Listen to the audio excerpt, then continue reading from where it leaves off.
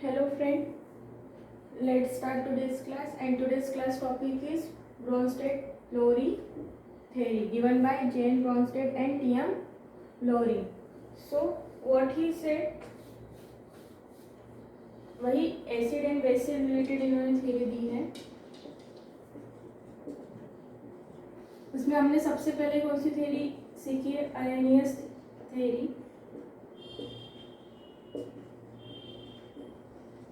उसमें एसिड क्या होते हैं? जिसके पास H प्लस आयन होते हैं या H प्लस आयन प्रोड्यूस करते हैं, और बेस क्या होते हैं? जिसके पास क्या होता है? OH आयन होते हैं या OH आयन प्रोड्यूस करते हैं। That is called acid and base. But Brønsted ने इसको थोड़ा चेंज किया। उन्होंने क्या किया है कि एसिड क्या होंगे? जो प्रोटॉन एक्सेप्ट करेंगे। एसिड क्या करेंगे? प्रोटॉन एक्सेप्ट करेंगे। इक्वेशन के साथ समझते हैं। NH3 प्लस H2O, ये हमको क्या देगा? NH4 ion plus OH minus ion. ठीक है। अभी यहाँ पर NH3 के पास एक H आ गया, यानी H2 क्या कर रहा है? एक प्रोटॉन क्या कर रहा है? डोनेट कर रहा है। प्रोटॉन डोनेट कर रहा है, यानी किसकी तरह बिहेव कर रहा है? Behave like acid. ठीक है, ये प्रोटॉन क्या कर रहा है? आपको डोनेट कर रहा है। प्रोटॉन एक्सेप्ट कौन कर रहा है यहाँ पर? NH3। ये आपका क्या हो गया? प्रोटॉन एक्सेप्ट कर रहा है, वो क्या कहलाएगा? आपका base.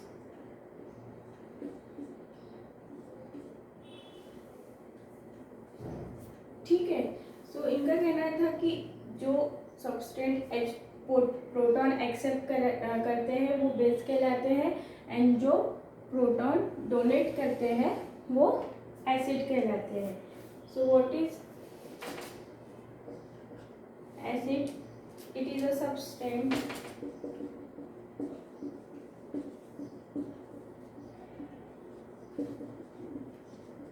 that donate proton to another substance is called acid. Okay, what is a base? It is a substance that accept proton from another substance is called base. और एक इक्वेशन लेते हैं इसके लिए समझने के लिए। HCl प्लस H2O, ये रिवर्सिबल इक्वेशन है, हमारी रिएक्शन है। तो ये HCl क्या कर रहा है? यहाँ पर प्रोटॉन डोनेट कर रहा है। प्रोटॉन डोनेट यानी बिहेव लाइक एसिड, और यहाँ पर H2 क्या कर रहा है? प्रोटॉन एक्सेप्ट कर रहा है। तो ये क्या हो जाएगा? आपका बेस। तो आपको क्या मिल जाएगा? H3O plus ion plus Cl minus ion. ठीक है।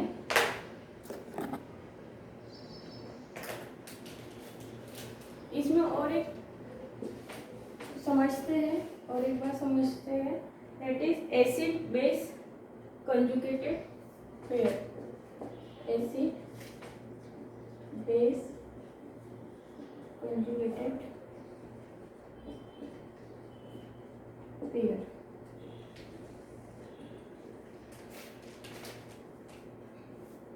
Acid base pairs that difference what? H plus ion, or we can say proton. acid base pair that differs by H plus ion is called a conjugated pair. अभी conjugated base कौन सा होगा यहाँ पर, conjugated acid कौन सा होगा?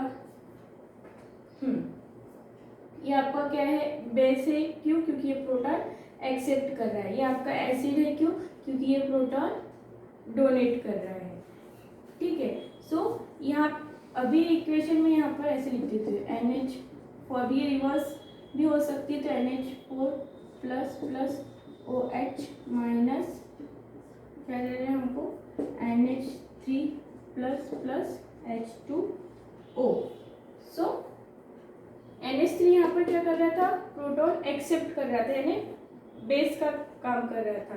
तो यहाँ पर हम लोग देखेंगे, यहाँ पर अभी क्या कर रहा है, ये प्रोटॉन डोनेट कर रहा है, यानी किसकी जगह किसकी तरह बिहेव कर रहा है, ये अभी डोनेट करना है यानी बेस की तरह। ठीक है, और यहाँ पर OH माइनस एक्सेप्ट कर रहा है, प्रोटॉन एक्सेप्ट कर रहा है। सो ये क्या हो जाएगा आपका, किसकी तरह बिहेव कर रहा है, ये एसिड की तरह। ठीक है, सो अभी ये जो पेयर आपके कहलाते हैं वो आपके कहलाते हैं acid base conjugated pair.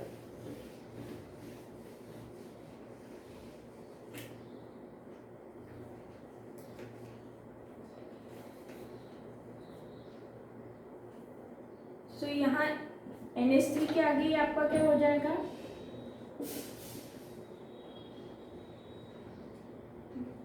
Conjugated acid. ये OH क्या हो जाएगा आपका, कंजुगेटेड बेस। ठीक है, यहाँ पर NH3 क्या हो जाएगा आपका, क्योंकि ये क्या कर रहा है, NH3 क्या कर रहे हैं, यहाँ पर प्रोटॉन डोनेट कर रहा है, तो डोनेट यानी क्या हो जाएगा आपका बेस। तो ये आपका क्या हो जाएगा, कंजुगेटेड बेस। और यहाँ पर H प्लस H2 क्या कर रहा है आपका, कंजुगेटेड एसिड। ठीक है,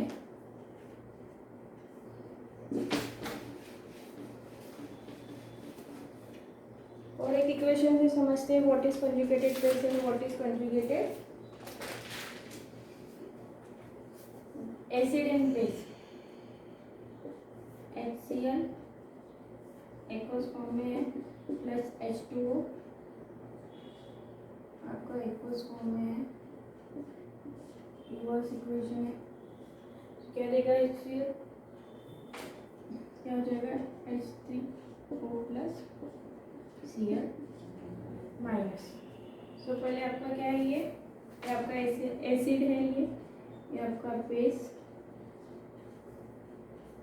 ठीक है, और ये आपका एसिड हो गया और ये बेस कैसे हो गया, ये देखो यहाँ पर HCl है, इसने क्या किया है, एक प्रोटॉन डोनेट किया है, डोनेट किया तो क्या हो गया, ये एसिड हो गया। यहाँ पर H2O ने क्या किया है, एक्सेप्ट किया है, तो ये क्या हो गया बेस। यही इक्वेशन में रिवर्स में लिखती हूँ तो यहाँ पर क्या होता है, H3O क्या कर रहा है, यहाँ पर डोनेट कर रहा है, तो ये एसिड हो गया। और Cl माइनस यहाँ पर क्या कर रहा है, प्रोटॉन एक्सेप्ट कर रहा है, तो ये क्या हो गया, बेस हो गया। तो ये जो पेयर आपके कहलाते हैं, ये जो आपके पेयर कहलाते हैं वो कहलाते हैं ये और ये आपके पेयर कहलाते हैं कंजुगेटेड एसिड बेस पेयर। ठीक है, same conjugated acid base pair. ठीक है, सो ये आपकी कौन सी थ्योरी थी, ब्रोंस्टेड-लोरी थ्योरी। इसमें क्या था कि ऐसे सब्सटेंस जो प्रोटॉन एक्सेप्ट करते हैं दैट इज कॉल्ड एसिड, और जो डोनेट करते हैं that is called base. Acid base से रिलेटेड और एक आपकी थ्योरी है लुईस थ्योरी, अभी वो समझेंगे वो क्या होती है, उन्होंने और अच्छे से एक्सप्लेन किया है उसको लुईस ने।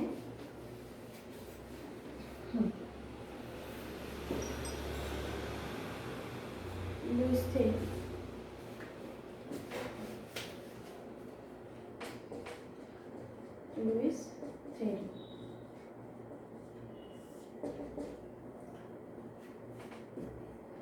Some example: AnCl3, BF3.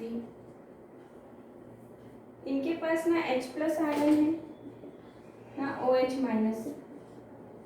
Ion है, फिर भी ये एसिडिक नेचर के होते हैं। कैसे? इस बात का हमें कैसे पता चला कि एसिडिक नेचर के होते हैं? ये तो हमने एक्सपेरिमेंटली नहीं कराया है, फिर भी इसके पहले हमको कैसे पता चला कि ये एसिडिक नेचर के होते हैं? ना तो इसके पास H+ आयन है, ना तो OH- है। सो इसके लिए पहले हम लोग देखेंगे AlCl3 का स्ट्रक्चर देखेंगे।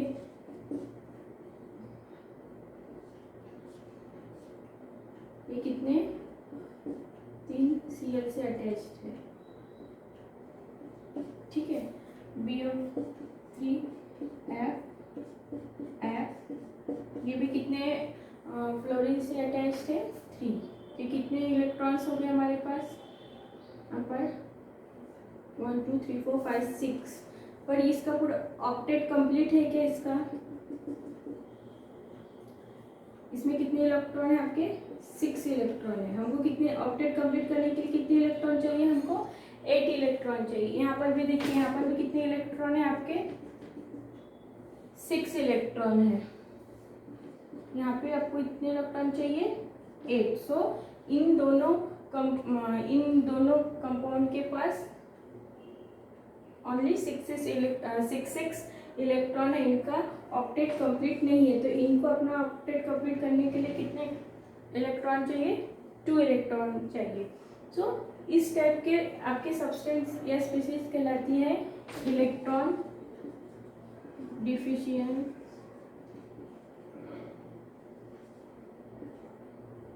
सब्सटेंस, ठीक है। जिसके पास 2 इलेक्ट्रॉन की कमी होती है अपने ऑक्टेट को पूरा करने के लिए, ठीक है। अभी उसी के साथ हम अमोनिया का स्ट्रक्चर देखते हैं कैसा होता है। 3 हाइड्रोजन एटम है, 2 इलेक्ट्रॉन 4 5 6, पर इसके पास 1 लोन पेयर अवेलेबल होता है। सेम आप अगर H2 का स्ट्रक्चर देखते हो,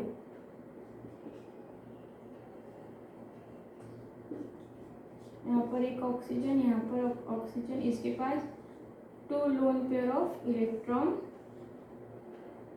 होते हैं। इनका ऑक्टेट कंप्लीट होता है, फिर भी इसके पास 2 पेयर इलेक्ट्रॉन एक्स्ट्रा होते हैं। तो ये आपके क्या कहलाते हैं? इलेक्ट्रॉन रिच सब्सटेंस, ठीक है। Electron deficient substance and this is called electron rich substance. So ये जो सब्सटेंस होते हैं इलेक्ट्रॉन डिफिशिएंट, ये हमेशा इलेक्ट्रॉन एक्सेप्ट करने के लिए रेडी रहते हैं। और ये जो आपके इलेक्ट्रॉन रिच सब्सटेंस होते हैं, ये क्या होते हैं? हमेशा इलेक्ट्रॉन जो पेयर है वो डोनेट कर सकते हैं, उसके लिए रेडी रहते हैं। सो अभी आप देखते हैं ये कैसे electron pair accept and donate के लेते हैं। ये आपका कौन सा बॉन्ड कहलाता है? Covalent bond. जब 2 इलेक्ट्रॉन को मिलकर बॉन्ड होता है, that is called covalent bond. Al, ACl, AlCl3,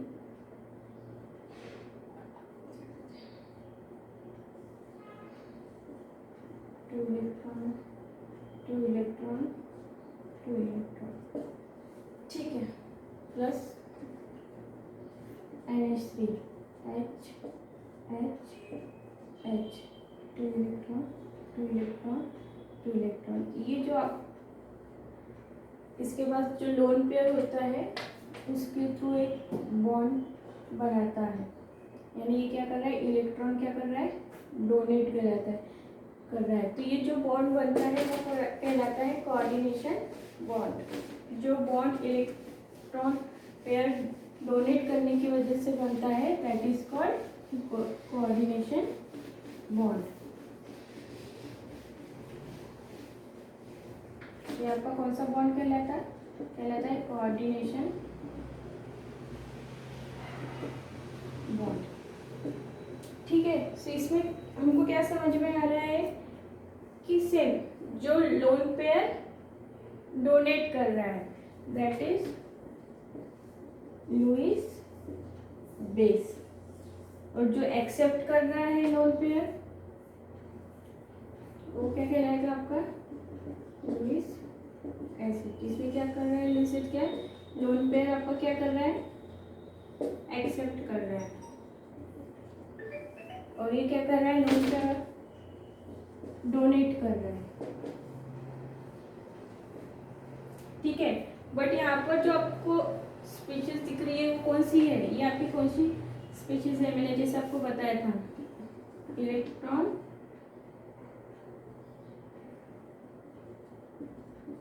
deficient species, और ये आपकी इलेक्ट्रॉन, ये कौन सी आपकी? Electron rich species. ठीक है, तो इसमें क्या कहता है? लुईस थ्योरी क्या कर रही थी? जो इलेक्ट्रॉन पेयर डोनेट करता है that is called Lewis base, और जो electron pair lone pair accept करता है that is called Lewis acid. ठीक है, ओके। इसके बाद देखते हैं हम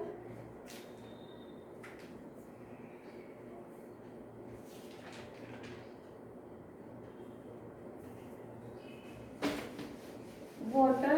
Sometimes water behave like a acid and sometimes it behave like a base. So ये किस वजह से होता है, और वाटर का जो नेचर होता है वो कौन सा नेचर कहलाता है वो देखेंगे।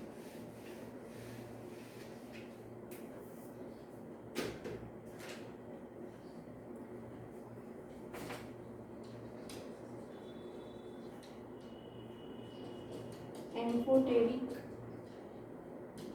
Nature of water.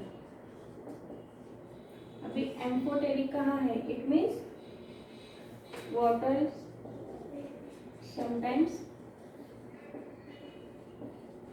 sometimes behave like a acid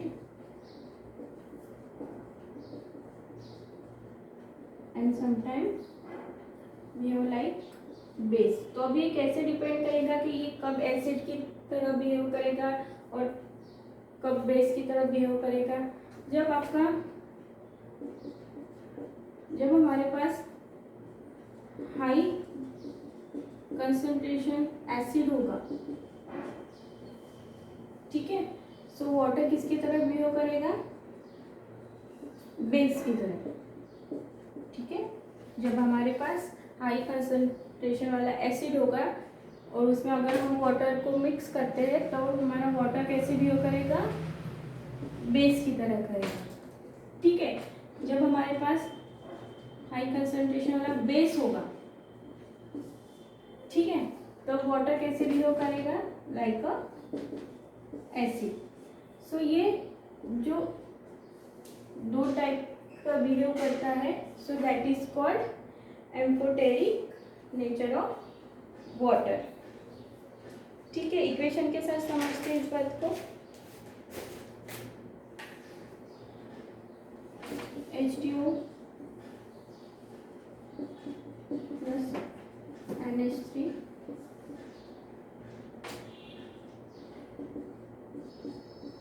H2O, ये सब एक्वस फॉर्म में प्लस HCl आपका बेस। ठीक है, ये आपका ये यहाँ पर बेस की तरफ बिहेव कर रहा है, यानी आपका ये एसिड है हाई कंसंट्रेशन वाला, यहाँ पर ये एसिड की तरह बेस कर रहा है, तो ये हमारे पास बेस है हाई कंसंट्रेशन वाला। ठीक है, सो क्या बनेगा? NH4 plus plus OH minus, यहाँ पर H3O plus plus Cl minus. तो इस टाइप के नेचर को, वाटर के नेचर को क्या बोलेंगे? Amphoteric nature. ठीक है, okay. Second topic is ionization of acid and base. Water में एसिड एंड बेस कैसे आयोनाइज होते हैं उसके बेसिस पे उनको क्लासिफाई किया है।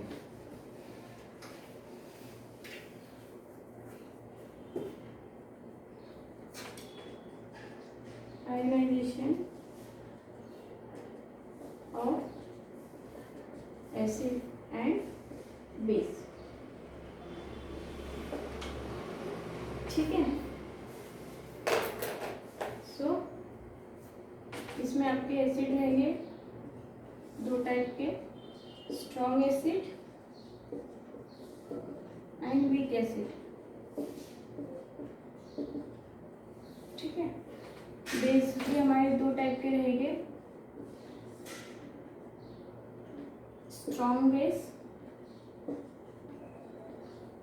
And weak base. अभी हम कैसे पहचानेंगे कौन सा स्ट्रॉन्ग एसिड है, स्ट्रॉन्ग बेस है, और कौन सा वीक एसिड और वीक बेस है। So strong acid and for strong acid and base. जब हम स्ट्रॉन्ग एसिड और बेस को वाटर में मिक्स करते हैं तो ये कंप्लीटली मिक्स हो जाते हैं। व्हाट?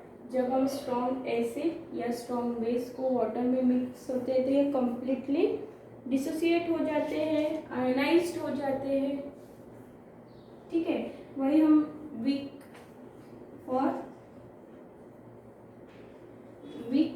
एसिड एंड बेस के लिए क्या होगा? ये कैसे होते हैं? 100% डिसॉल्व, आयोनाइज्ड हो जाते हैं। और ये जैसे 100% हो जाते हैं तो इसमें से ये 10% समझ लो कि आयोनाइज्ड होते हैं,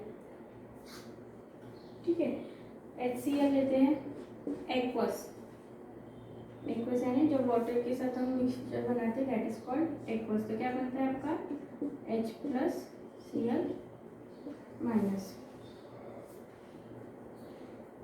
ठीक है। NaOH लेते हैं, ये आपका एसिड, स्ट्रॉन्ग एसिड है आपका, और ये आपका स्ट्रॉन्ग बेस। NaOH एक्वस, ये क्या बनाएगा? Na+OH-। तो ये completely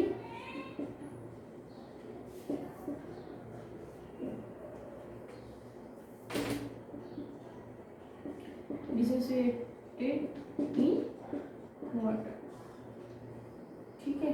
for weak acid and example लेते हैं, आपका स्ट्रॉन्ग एसिड के होते हैं and strong base. Strong acid and strong base, HCl आता है आपका। स्ट्रॉन्ग एसिड में HCl आपका आता है, HNO3 आता है, H2SO4 आता है, HNO3 आता है आपका, H2SO4 आता है। इसमें आपका आता है NaOH, KOH। ये आपके क्या हो गए? Strong acid and strong base. For weak acid and weak base we take example,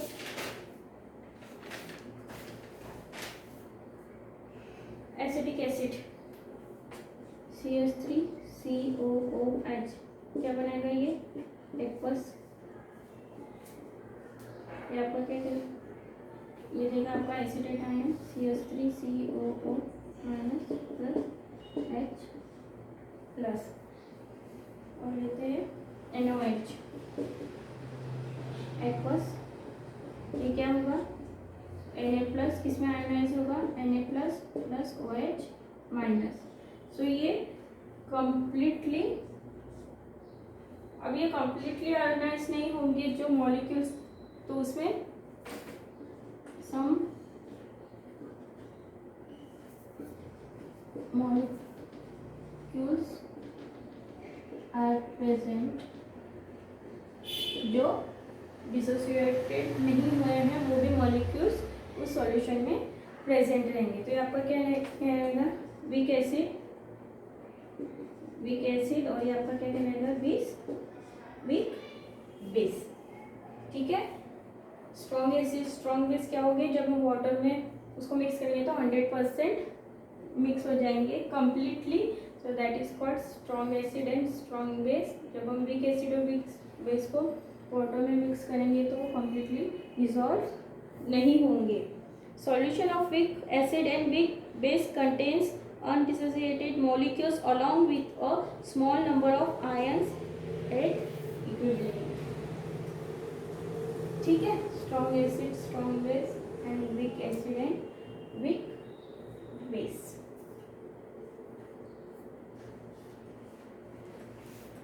इसके एग्जांपल देख लेते हैं वीक एसिड और वीक बेस के। वीक एसिड, वीक बेस के आपके एग्जांपल हो जाएंगे HCOOH,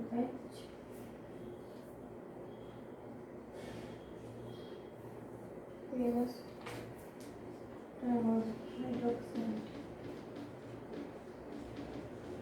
डाइहाइड्रोक्साइड, और आपका आ जाएगा और एक हाइड्रोजन। ठीक है। It is example of week acid and weak base.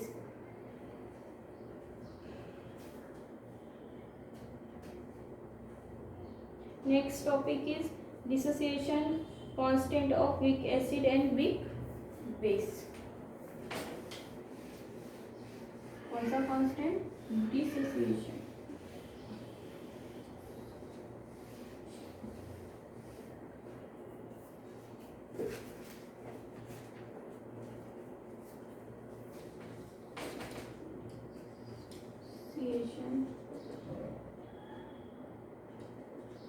Constant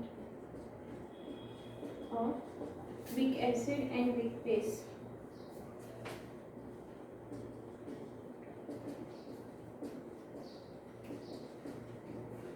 चलो देखते हैं क्या होता है। तो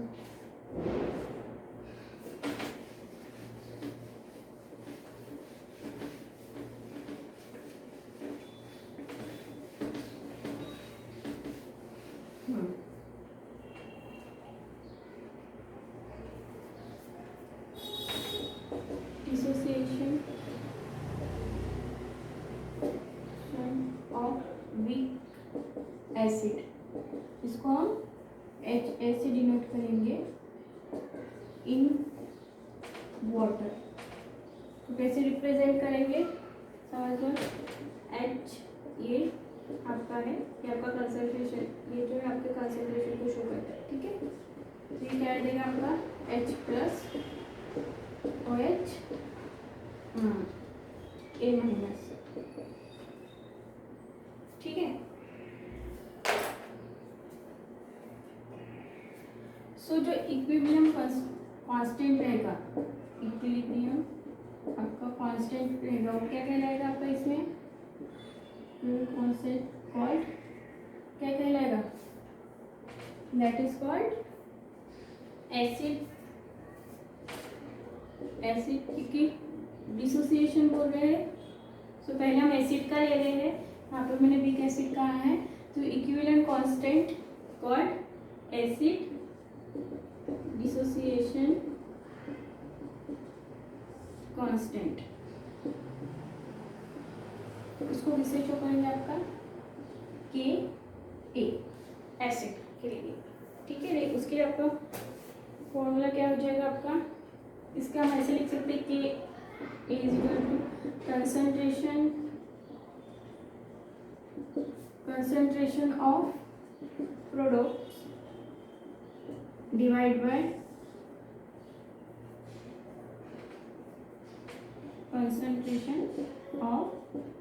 concentration of reactant। चलो लेते हैं कि A is equal to concentration of this are product, so H plus A minus divide by reactant H A। Same हम वीक फेस के लिए देखेंगे।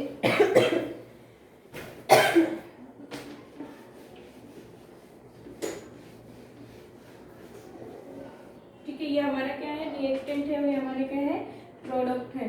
सो acid dissociation constant is equal to concentration of products divide by concentration of reactant. तो हमारे जो products क्या है, H plus A minus, और रिएक्टेंट क्या है, HS। सिमिलरली हम किसके लिए देखेंगे अभी, वीक बेस के लिए देखेंगे, डिसोसिएशन ऑफ वीक बेस।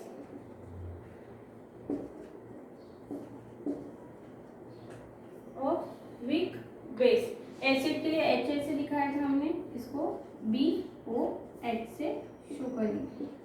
ठीक है, इन वाटर, किसमें, एक्वस सॉल्यूशन ले रहे हैं इन वाटर। कैसे रिप्रेजेंट करेंगे, BOH is equal to B plus OH minus.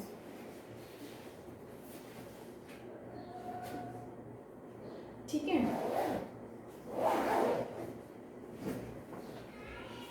इसमें यहाँ पर हम लोग कंसंट्रेशन नहीं ले रहे, ये हमारा एक्वस सॉल्यूशन है।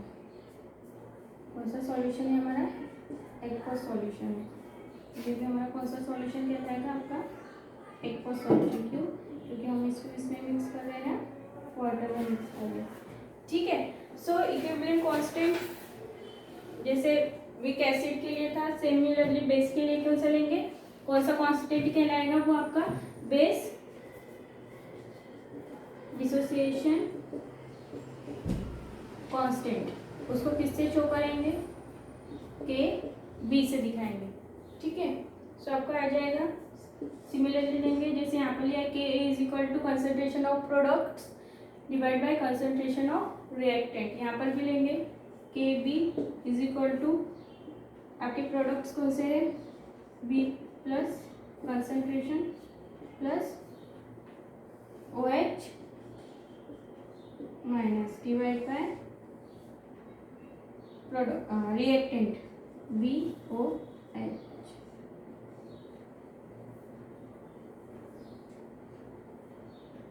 ठीक है, okay. So now this is the end of this class, take care.